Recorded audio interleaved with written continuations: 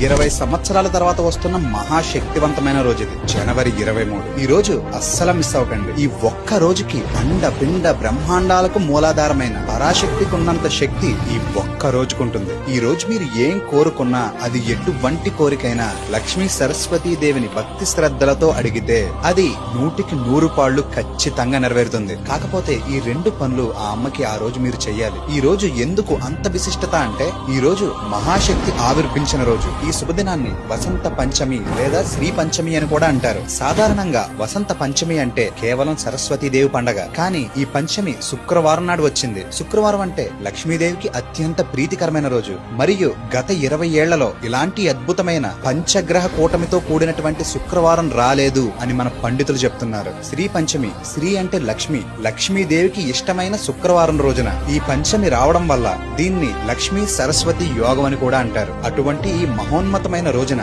మీరు మనస్ఫూర్తిగా ఏం కోరుకున్నా అది ఖచ్చితంగా నెరవేరుతుంది. మీరు